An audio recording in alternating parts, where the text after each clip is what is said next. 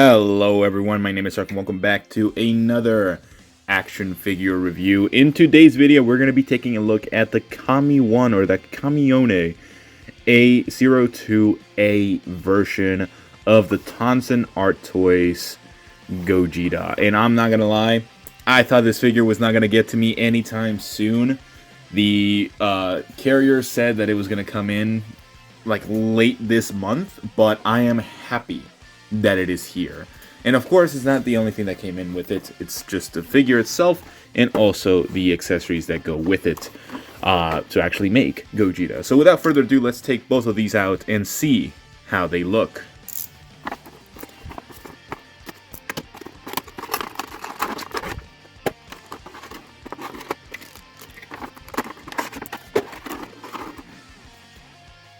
I ain't gonna lie to you, this figure is absolutely peak.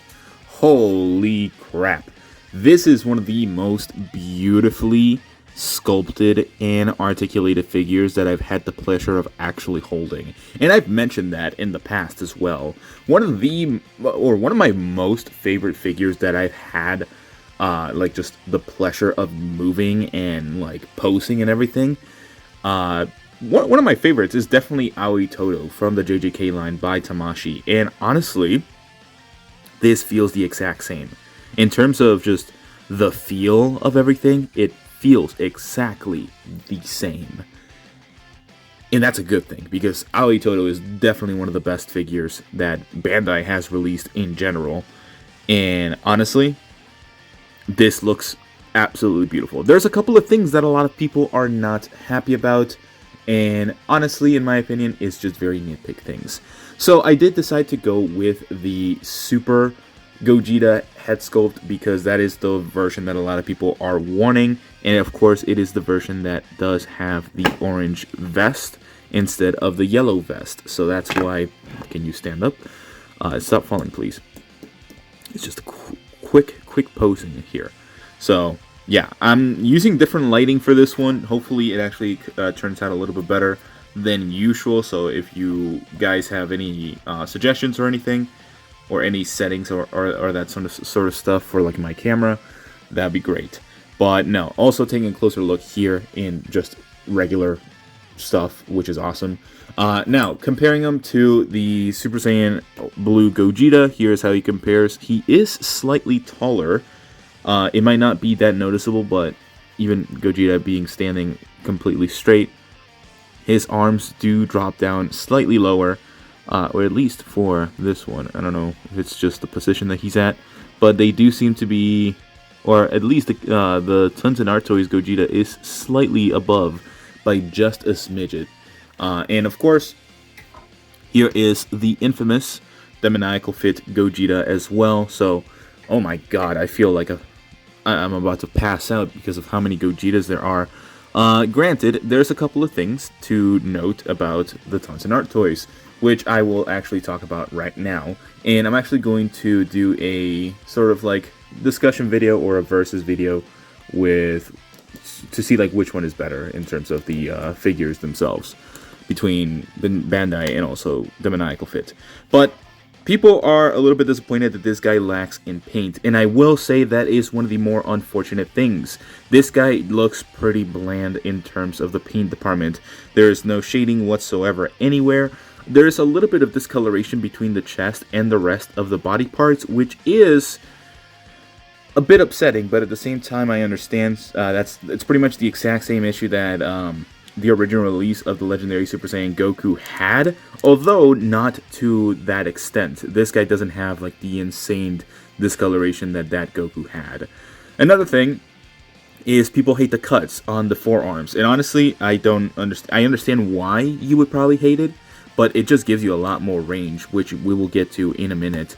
But it doesn't look that terrible. It looks fine. Even like stuff like Bandai, they have a pretty similar cut. It's just theirs is a little bit more rounded or more like V-shape than Bandai's. So I don't necessarily get that complaint. Even these ones, I would argue, actually look worse because of how boxy they are. At least these, they kind of match the sculpt of the figure itself. So there's that. But Even the face just looks beautiful. It does not want to stick fully for now. At least there is a couple of issues with just gapping and everything like that, as you can see right at the top and even on the side. It might just be an issue of like shaving it down, maybe that sort of thing, but not the biggest issue. The windswept thing, or the little belt, I do have a concern that it might break off or snap, because that peg looks very small and very fragile. But this is pretty nice, and also it's just the quality of it feels a little bit off. It feels like this, like the actual strand itself is going to snap out anytime. But that's just me, so there are a couple of issues with this figure, I will say. But they're minimal issues that you can definitely overlook, so I'm going to do that for now. Now, articulation-wise, this guy is fantastic. He can look down about this far, which you might not think is the greatest, but actually is pretty good. Looking up, also pretty decent, especially with the vest itself.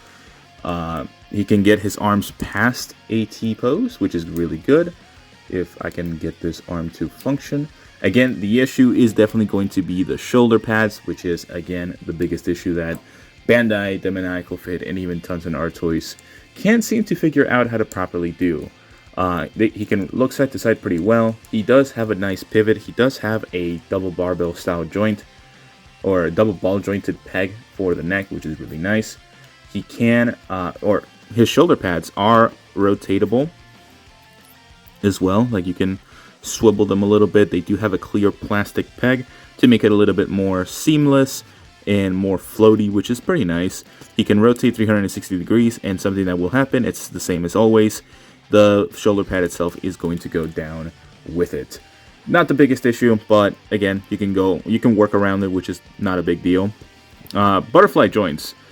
I haven't tested out the butterfly joints, but from what I've seen, especially when I took a look at the actual figure news and everything, he does seem to have pretty good butterfly joints that allow him to cross his arms, which is beautiful. Perfect. Absolutely love that. So yeah, he looks phenomenal in this, like just being able to actually get those arms crossing there.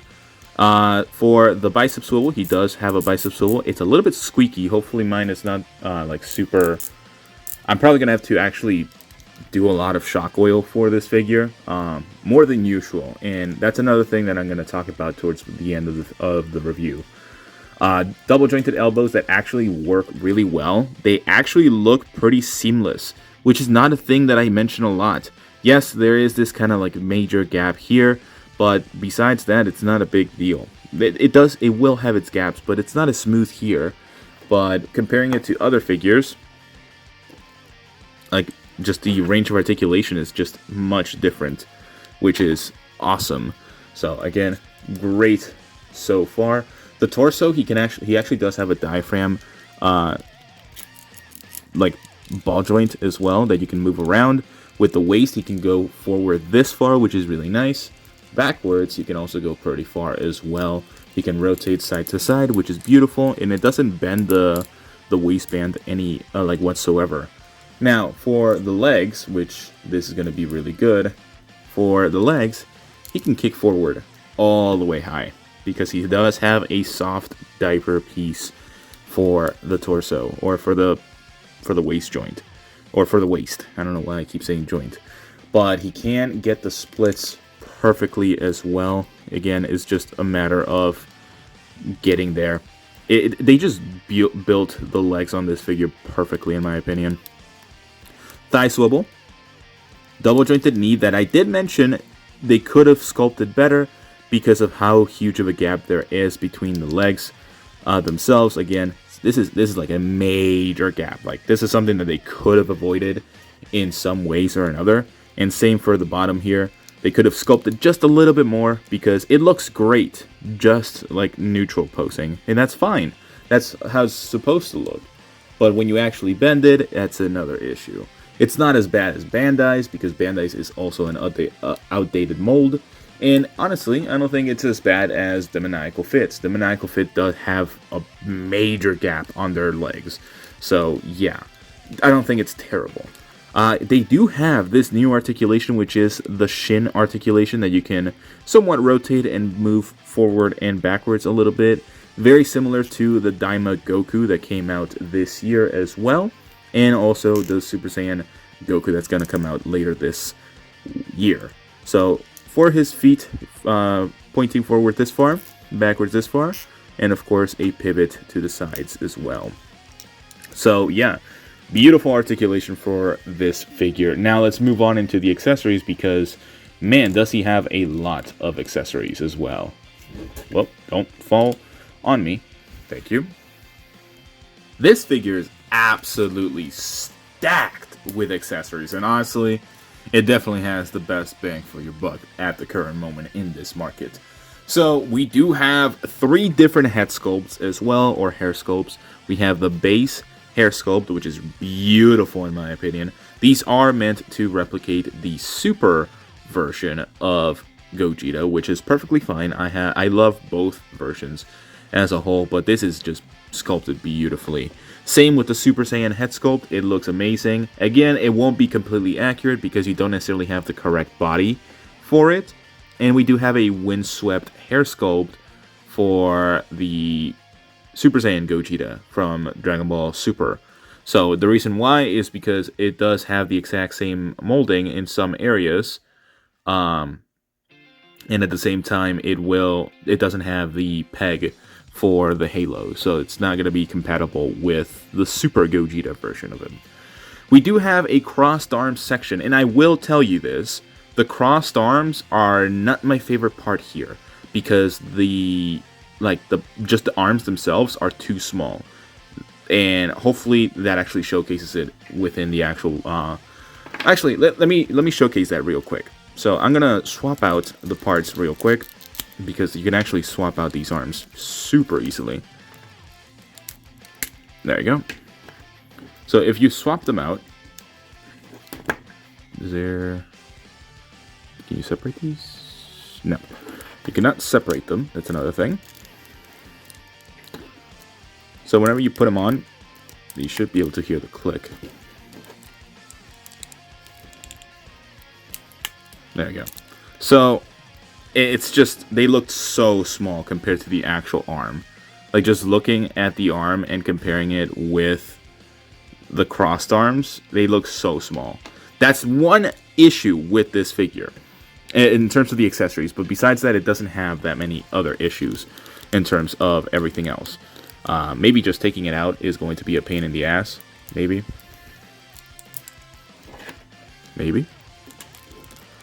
Well, I'll do this later. Honestly, I'll try to do that later. I'll get some pictures of everything and all that sort of stuff. So we do have however many 7 different face sculpts besides, or faceplates besides the 3 that already comes in with the head sculpt. So technically you have 10 faceplates. We have a shouting base form one, which looks beautiful. We have a serious base form, a smirking happy face base form, which is beautiful. A teeth greeting base form. And the Super Saiyan ones, which is the shouting one. Teeth gritting. And serious one. Serious angry one. We do have the smirking one over here, and also the smiling one that he does in the movie.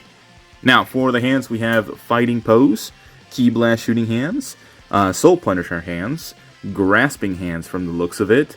Sort of like the swish effect that he does with the hand. These are great hands because you can actually do those or use those for like dynamic poses, like very cool dynamic like motion picture poses. We have the karate chop hands and the very ki blast displayed hands. So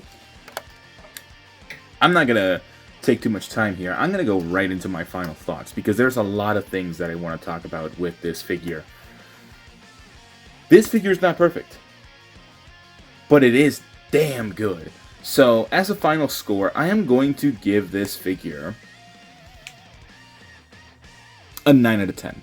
And the reason why I'm deducting a point is because it could have a lot of QC issues. And it doesn't feel right in some areas. And let me explain. I think I am going to have to drench this figure in oil. If not, I'm going to have to put this figure in warm water. Some joints feel like they're going to snap to a point.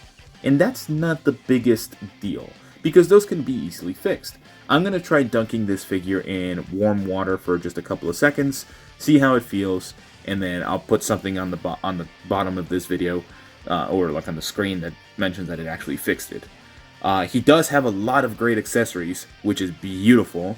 And I'm just happy that we actually finally have a good version of Gogeta that actually utilizes a lot of modern technology, which is awesome. It's perfect. So I pretty much have no other issues besides just like the QC for this figure. And also, the lack of paint. A couple of people have already painted theirs to kind of match the aesthetic of the movie, which is perfectly fine. It's just I think there is a little bit of lack of paint for this figure, which is the unfortunate part. But that's pretty much everything. This figure articulates well, it looks amazing, it poses beautifully from the looks of it. Oh my god, I love this figure. Gogeta's my favorite fusion out of all fusions in Dragon Ball, and I'm happy that we finally have something to showcase just how good he is. So, expect a lot of videos with this figure against other figures. But that's pretty much all the time I have for you guys today. Let me know what you guys think about this figure. Do you like him? Do you not like him? Let me know that in the comments below. But besides that, like and subscribe and all that sort of jazz, and I will see you all in the next one. Bye-bye.